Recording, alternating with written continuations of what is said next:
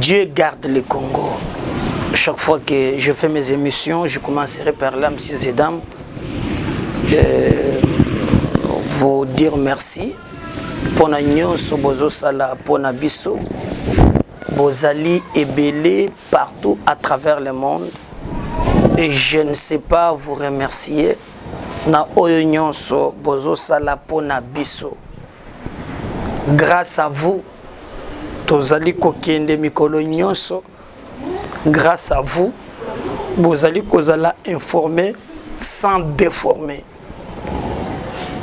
Mosala oyo yako loba yamboto loba totangela yango chik to saleli yango 5 ans à l'université et bayebisi biso que il faut qu'on traiter, qu'on récolter, qu'on traiter puis qu'on diffuser information. Na esika mboka na biso ekomi, ce pays a besoin de tout le monde. Merci de vous abonner massivement à la chaîne Nabiso. Toujours, avant de regarder nos vidéos, commencez par s'abonner, partager, aimer, commenter nos liens.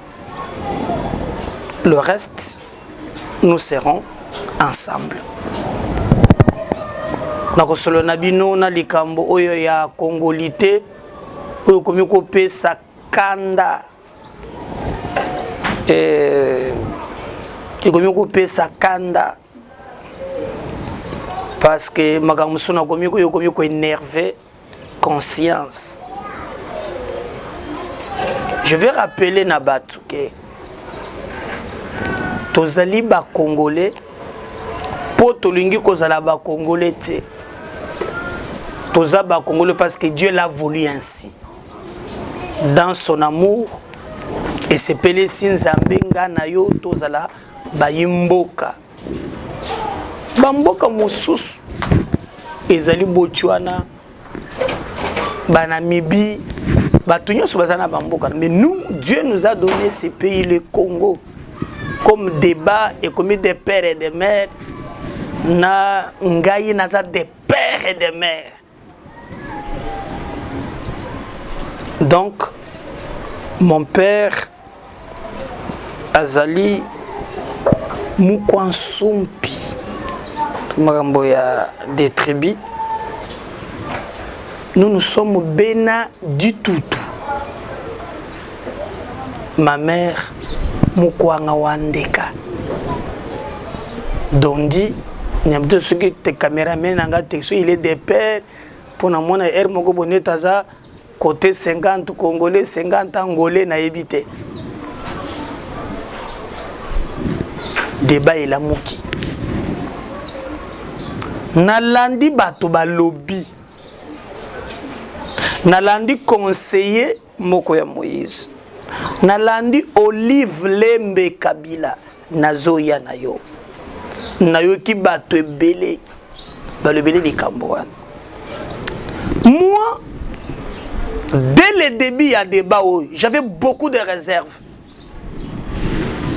Parce que j'avais voulu que la démocratie est en contradiction. C'est-à-dire, Noël a pessé les canisinaye. Moutoupe mousoko PCP les canisinaye. Et n'a pas contradiction. Ce est l'équipe. Bateli côté intérêt à Congo ezali ekoleka. Nana ndeko moko équipe nanga ebisinga président ko répondre à yete.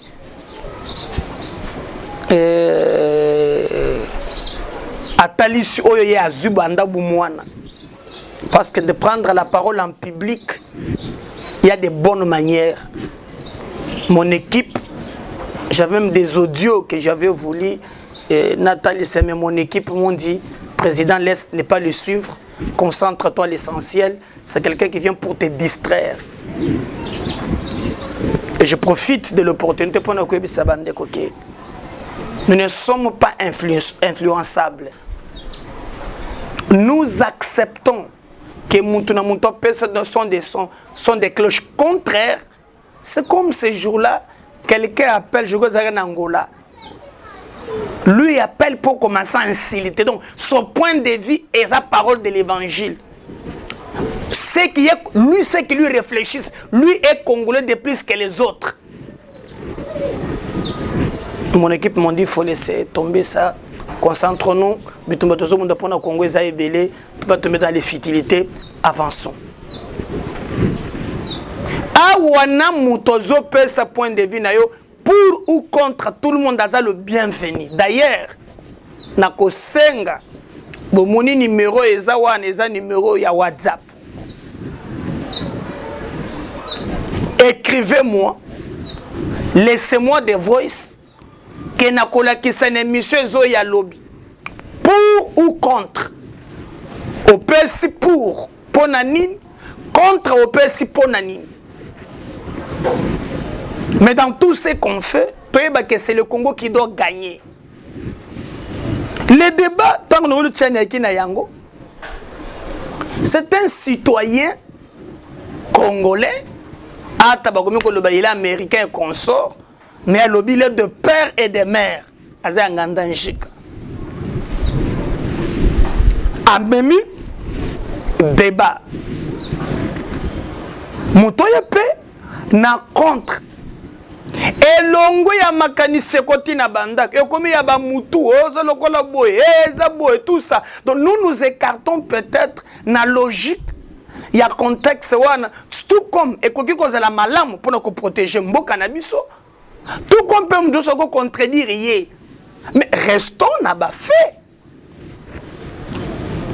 Et d'ailleurs ce qui m'a fait très mal, quelqu'un m'a appelé pour nous dire mais lo wana e ko sala ke babanda ko longola batu bo tokanda ko kabona bo bazaba congolais te o bazaba congolais eza mabe tozana ba seti yale tozala ki na bona boy. Alors na lingi totikala na contexte parce que lukuta intox e kotiming Tiani n'a pas dit que bande ko mususu babotami papa papa Congo, papa italien, soit papa Zambia ou papa Burundais, na maman congolais ça va congolais tete. Parce que là il dit oh ya botami awa na mabele na biso ali congolais. Problème estalité. Mais le problème ne se pose pas na congolité que ba kolongola muntu nationalité. Mais le problème est ali pour Okoma président de la République. C'est là où se trouvent les problèmes. Donc je ne mets pas panzana oh e ba ko kabola biso oh ba botami awa moto ya botami awa o botami na papa Tanzania maman asa congolaise o botami awa ba lobite ke ba longoli ki congolais selon l'esprit ya loi ya Tiani. Mais Tiani a lobby fonction ya président de la République et sengeli ba occupé yango kaka na moto ya botami na papa congolais na maman congolais. Donc a longoli batu ba Congo ba na identité na bango ko sala congolais te. Soki to soki na cadre to ko sur la maintenant bien. Et côté le tout, hein? Batu ko mi kolobele mais c'est à ce niveau là. Est faut-il verrouiller? Batumsu Bisingaï, Barack Obama, Azali noir, mais Azaki présent aux États-Unis. Mais allez-y, les gens ne parlent pas d'Arnold Schwarzenegger, qui est un Américain. Botami Libanda, il a été discriminé. Là, on n'en parle pas aussi, beaucoup. Si vous prenez Obama, prenez aussi Arnold Schwarzenegger, vous comprendrez qu'il s'est passé quelque chose. Est-ce qu'à l'heure actuelle, le débat se pose au niveau de l'individu ou bien le débat est pour régler le problème de la société? Moi, je demande et je réfléchis. Est-ce que c'est seulement si signalé que ceux qui montent d'abord, avant tout comme à Makambo, oh, Yakobo, Yako Salaboui, pour battre ma bébé partout, Naba Congolais, Naba Congolais. Mais est-ce que nous pouvons nous mettre d'accord en plein 21e siècle? Est-ce qu'on peut coder ça? Je vois Tchani sait même expliquer pour Nakolobake, non? Il a utilisé même depuis Zaïre, donc moto yazali ya tata na mama congolais te akoki jamais cause la candidat président de la République. Mais baké ko tripoter biloko à San City nde ba fongola brèche pour na bato nyonso. Donc est loi wana na moya lelo sur le plan d'idée montona motako pesa likanye sinaye. Mais ne refusez pas aux autres de réfléchir. Noël Tchani a posé un vrai problème. Répondez-lui par des préoccupations. Ne lui répondez pas par des menaces ni par des insultes. Je pense que c'est le plus important. Donc, au lieu que tout tombe dans la superficie, tout bungi même dans cette essence, il y a même les Cambouan. J'entends dire, tout ça, parce que Katumbi s'est exprimé sur ça lui-même, a traité à lobby Azali demandeur d'emploi. Ma position est Katumbi. Lui-même a dit publiquement que Abotamina papa congolais. Mais Olivier Kamitato, il n'y a pas mon délai. Mais Abotamina papa ni. En tout cas, il y a commenté. Il y a un ta voice, hein? Papa ya Olivier, tout ça, hein? Pour ça mon délai. Pe Salomon Azan de Goyani ni ya Moïse Monidela. Je sais pas papa ou maman. Mais on des pères et des mères congolaises. Est-ce sur le plan légal, il a raison? Ce qu'il a raison, c'est Yoyaka na contre-proposition. Pesa yango au lieu de nous amener na makambozanga mutuna makolonde comme lelo. Pour aujourd'hui, tozo bunga même et moi je demande à Noël Tchani de ne pas les suivre. Pour y tomber dans jeune bango atikala normalement na logique pour être si cette loi est causée la débattue les élus du peuple bakotala le pour et le contre et là où se situerait les intérêts du peuple jusque là c'est une proposition de loi. Et Sengeli maintenant, député Moko courageuse, Azoyango, pour Memanango niveau ya parlement. Mais je ne peux pas comprendre qu'au jour d'aujourd'hui, Namona, un Bazo Bengaye député, un parlementaire, Oya Komeka Koya, na loi wana ayeba ke jour a co-signé acte de décès na ye et il fait des histoires impossibles. Mais c'est, je pense que à ce niveau-là de responsabilité, lorsqu'on menace de mort un élu qui du reste a koya pour même la loi pour nous débattre, je pense qu'on est allé même à côté. On ne comprend pas pourquoi on est l'émanation du peuple.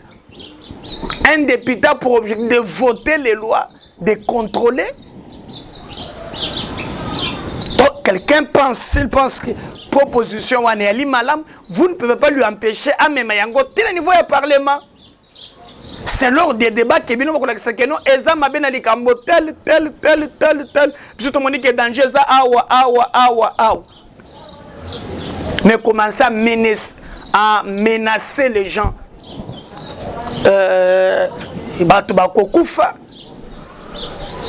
Et cette arrogance là,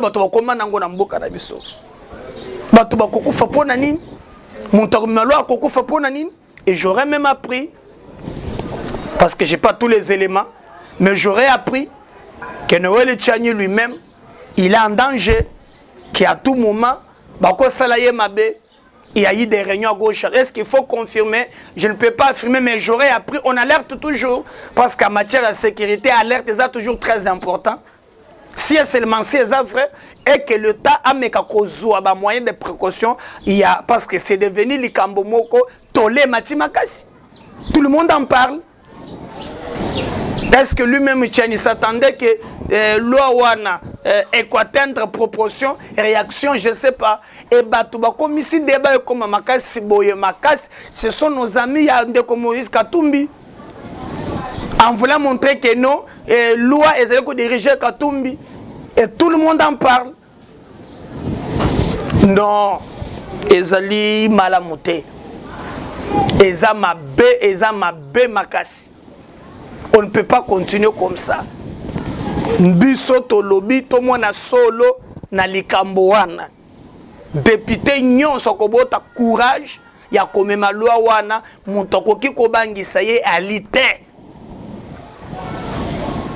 Mais on peut amoni que loi wana ezali malamu te, il a aussi le droit de s'écouter que non, loi wana par rapport au likambo tel et ali malamu te biso proposer boye.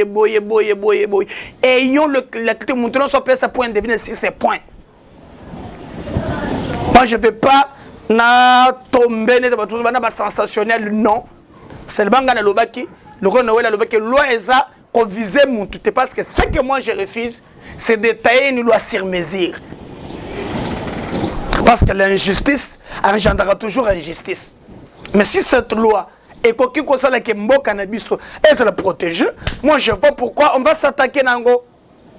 Et même celui qui peut s'attaquer, Obimi s'appelle une contre-proposition. Comme ça, les débats est ça, à niveau 1. Tolongo na bandak, tolongo na bamutu, yeso yesa ndengini, tolongo son, totika la nalikaniso ba pesi, et que mutu a le droit de nos chapitre, yakope sa likanisi na ye. Na leli, parce que, na yoki, Olive Lembe a se prononcer. Naye Malembe naebisa mama waoro. Moi, je pense que tu ne faisais pas la politique. Mais au lobby que yo moko mi commissaire leader d'opinion. Alors, je vais vous répondre par rapport il y a Malobo Zobimisa. Maintenant comme leader d'opinion, acceptez aussi nos opinions. Nalandio na bokebi. Au lobby, ndenge liwana, tozozonga sima. Ton mari a consenti les efforts. Il a consenti les efforts pour vous, pour votre clan. Quels sont les efforts que Kabila a consentis pour nous? Il est venu dans ce pays. Zo photo ndenga bimelaki. Ndenga kotelaki. Zo photo na ye malamu. Na ndenga bimeli na pouvoir. Vous avez tout. Na salaki admission député moko bisengai et contre ce qui va combien c'est le long de député me dépasse. Bon ce qui n'a pas 300 quelques sociétés. Baloba qui coûte, j'aurais même appris qu'égal les alakayabino. Mais lorsqu'on nous montre que la banque centrale, Mbongo et Bimaki a contribuable congolais pour loger la société aux alakayabino privé. Si c'est le massacre, vous allez faire parce que les lettres nous avaient montré ça, qu'ils allaient Bongo. Vous avez consenti, encore Toya Malembe, vous avez consenti quel sacrifice? Mobali Nayo au pouvoir. Katumbi est venu dans ce pays. Vous nous avez fait sortir et que tu n'as jeune Afrique. Que Katumbi a italien. Au compte de chef de Lambert Mende, du temps de ton mari. Vous n'avez pas réussi dans les Cambouanes. Katumbi est venu jusqu'à Zambie.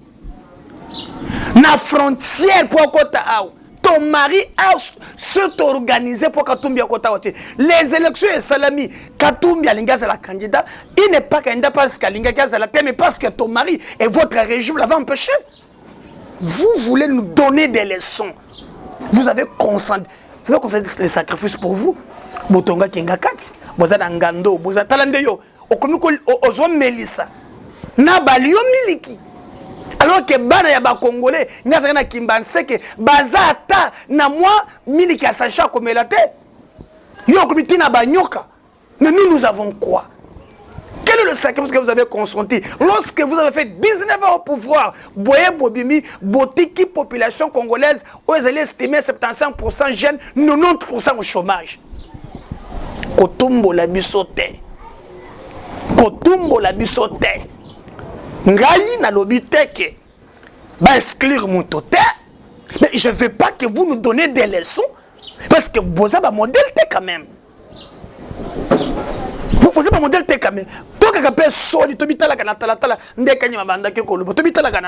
Je te rappelle. Vous n'avez pas consenti le sacrifice. Le sacrifice a été consenti par la détermination. Il y a une génération. Pour que ton mari quitte le pouvoir. Il devrait quitter en 2016. Alors on a 2016, il a quitté en 2018. On a tué Rossi Mukendi. On n'avait jamais consenti le sacrifice. On a tué Thérèse Kapangala. On a tué Eric. On a tué des gens. Nous nous sommes bâtis. On a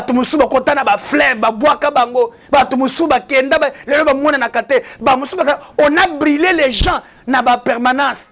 Il y a Franck Diongo. Les gens ont péri. Pour na pris aux zulelo. Quel est le sacrifice aux zulelo?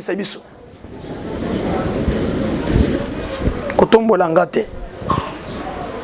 Oh, c'est le premier chapitre. Comment comme leader d'opinion, nous allons te répondre. Il n'y a aucun élément qui montre que vous et votre régime, vous n'avez rien fait. Ton mari a consenti le sacrifice. Quand toi tu te réveilles, au Tali Kingakati, Ndenge Zali, Obimi, Ngazage na Kimbansek, Nazana bana na kuchabili batu bakotana, zwa bilili o zwa ya bana Kimbansek, Ndenge bosalaki, na ndenge mino bobimaki, na ndenge bozana yango. Ton mari a consenti le sacrifice. Si vous pensez que non, ozolinga, bantel mezo touché, bolingi bozonga na bandenge mususu, boloka moya mususu. Ne nous revenons pas, na ba masque wana ba biloko wana. Hein? Évitez-nous ba distraction wana. Évitez ba distraction wana. Ce qui mboka eza bisikeza c'est vous. En matière de démocratie, ne nous donnez pas de leçons. Moi, je ne suis pas partisan qui est exclure muntu non. Na lobby si a une loi, muntu pas kobo yango azali, en suivant les mécanismes prévus par la Constitution. Mais ne venez pas ici, bino batubotie bosala. Katumbi est venu parce que na Salomo photo que vous allez ba photo wana. Botala koma Katumbi na nde bazotongola mutu. Batala ki ko nde batala ka Nzamba le bana Moïse ko moni mabele wana o moni ngo me kokota te. Ils ont vécu ça ici. Est-ce que vous vous souvenez même à l'époque José Makila, Azam ministre des Transports, vous avez même interdit qu'avion ya Katumbi kitao. Mais on parle de quoi, mon Dieu? On parle de quoi? Tu veux donner des leçons aujourd'hui? Moi, ce que j'ai demandé au président de la République, la politique de l'exclusion ne paye pas. Mais moto na moto, amika kopel sa idée na ye. Mais évitez-nous théâtre one. Je vais vous laisser Bolanda Olive. Il y a une provocation inutile et de trop. Vous allez donner quelle leçon? Vous allez donner quelle leçon? Ton mari a consenti le sacrifice pour qu'on y arrive là. A consentir pour na Kokonyangi, a consentir pour na Bitakwira, a consentir pour na Basengezi, a consentir pour na Baminaku, Bamova, na Banani, nde basaba multimilliardaires. C'est pas nous les Congolais. Boyé, beaucoup de gens sont pauvres, vous nous avez appauvris, pour s'enrichir davantage. Lorsque vous êtes à la TV, aux autres à l'Albert Youm, à ceux qui disent de ton mari, vous avez bradé nos minéraux. Mama Waro, Okagani.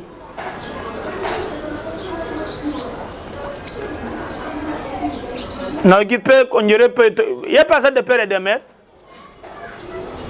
N'habitez pas balandé là. Papa Tony maison de père de mère tende des osso. N'entenga go songa ndeni. Ego songa ndengeni. Je suis moi nanga Isaac Krinovic qui fête son anniversaire aujourd'hui. De père et de mère. De père et de mère. Ezana muninga ndeko moko mpandanje là. Benjamin au monde nanga ipe. Ayebi yango. De père et de mère raison. suivons, on livre les boyoka provocation inutile et on revient après.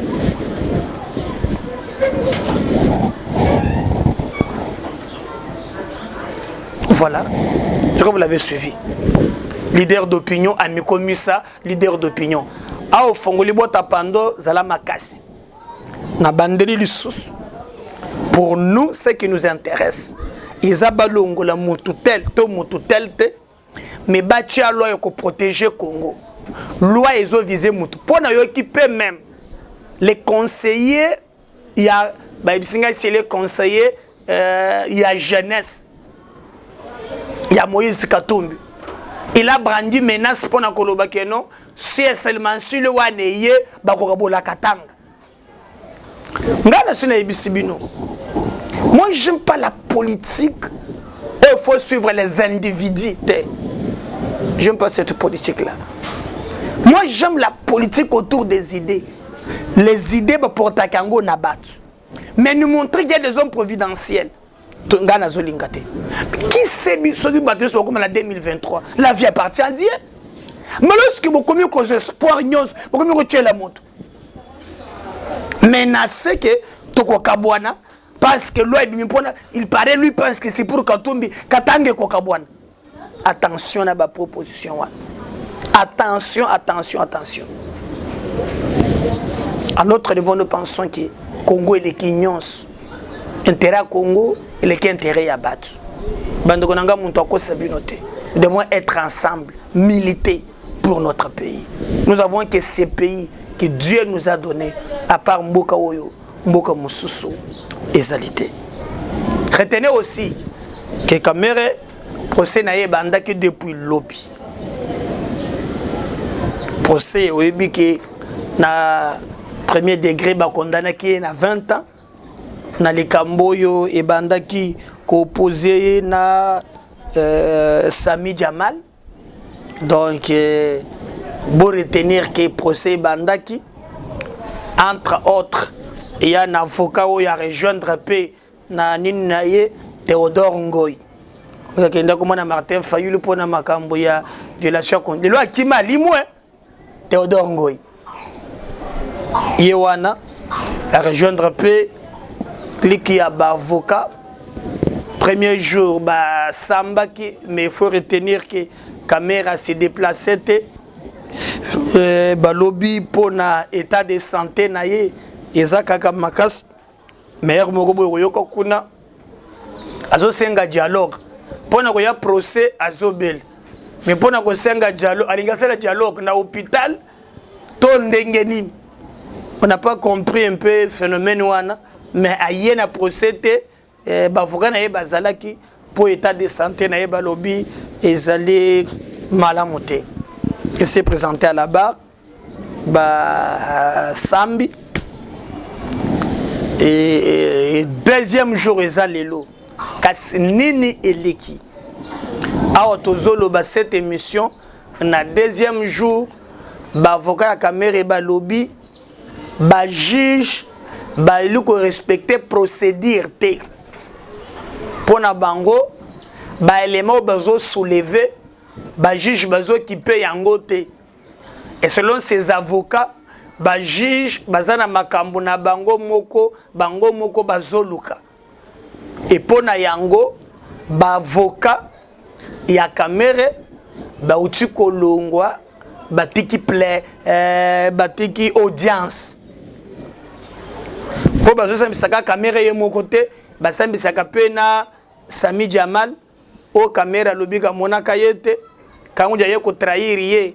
Sami Jamal pe oh je vis une fois il ne connaît pas ah donc mon anime bala moko après ils ana likambo ya muima oyo boyebi très bien akenda ki pour dédouaner ba conteneur tantôt 57 millions et bimaki clé à la main tantôt exonération tantôt 2 millions tantôt 3 millions muima pe azalaki à la barre na procès wana alors bavoka ya Jamal bavoka ya Muima ngo batikale bazo sam mais les avocats de Kamere balongwe procès continué sans bango balobi, les avocats balobi, le lenge bazusi bazo sambisa, makambo ezo kende malamu te. Donc bazou soupçonné que bazusi, bazal de kanyesika ya ko confirmer, oh c'est la maki na premier degré. Mengai na yebisaki bandeko nanga ya INCK. Totika kotomboka. Kotomboka le mabe. Tomi kitisande. Ngana yebisone que papa kamere mama lingaka ye mingi. Alors, soki po kanyaka en tout cas papa zwaki.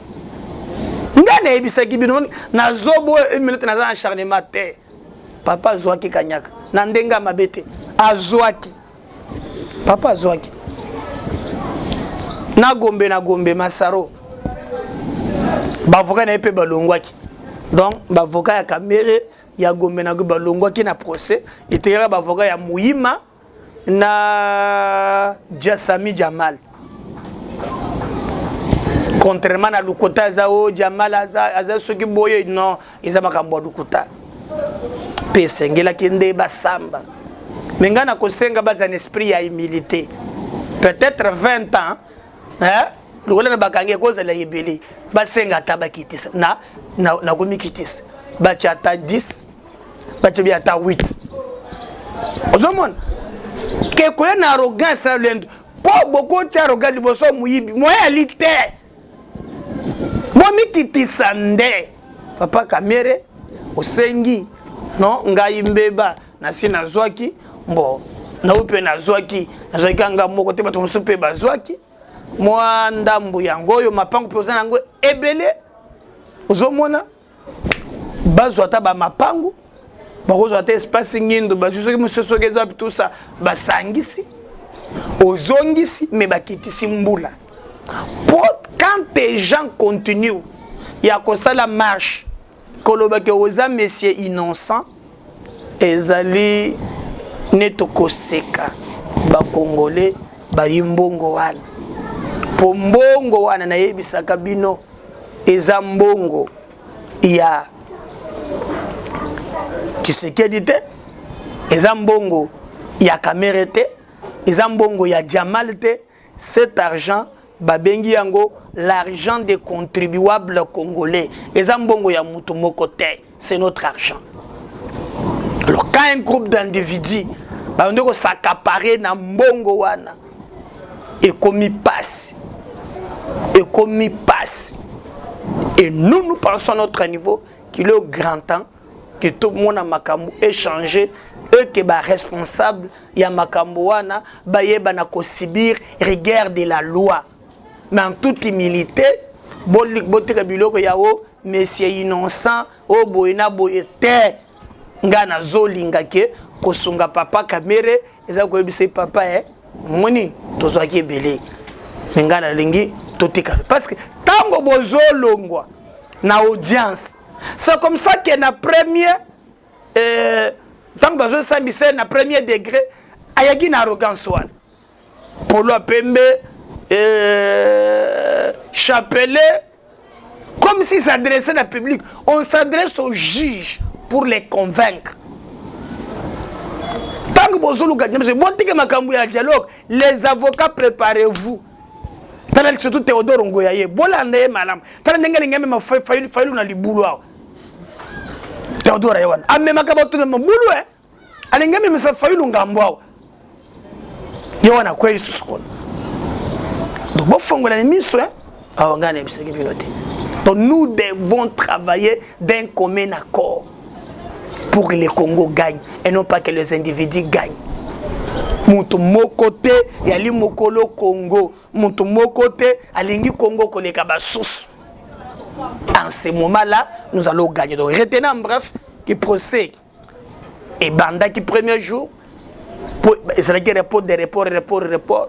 Si tu es comme à niveau qui mon ndenge basali yango basambi premier jour na ko samba wana le deuxième jour bazo samba awo tozolo ba avocat ya Kamere bazali à la barre te balongwe balobi bazuzi oyo bazu ya lire ya bazuzi ya liboso. Mais moi je pense même au juge là na mémoire ya moninga na bango moko juge Raphaël Yani oyo apesa bo moina ye pona procès wana atika bana mike pour te solo yeban. Je pense que justice est salima. Tout le but est pas condamner un innocent, mais tout le monde que le vrai coupable à répondre à l'acte pour nous rendre hommage. Je me souviens mon na kendaki ko talaye ko talabana naye, j'ai encore ça na mémoire nangai, c'est grave. Très grave et très compliqué. Nous devons nous tous ensemble que le ça s'arrête, nous battre pour tout changer mboka na biso.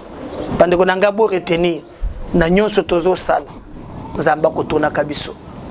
Pesa bino mboko na or, pesa bino mboka na diamant, pesa bino mboka na cobalt. Mais qu'avez-vous fait de votre pays? Yo ko le bazala ki fanatique ya Fachi Beton. Mosoko la za muntu ya mafa. Muntu ya chairman, muntu ya boui muntu na boui. Mais ces pays-là, botala ndenge zali. Eza passe. Boyke Olive, il a consenti des sacrifices. Eza passe paiement. Mais il faut retenir, nous serons là pour vous informer et non pas vous déformer. Et je vous demanderai aussi, Ndenge Tokani, de vous abonner massivement, de partager le lien, de commenter nos vidéos. Parce que sans cela, que nous serons très forts. Parce que si Dieu ne revenait pas, retenez Ngai Nabino Nazozonga pour le prochain numéro. Bye, à la prochaine.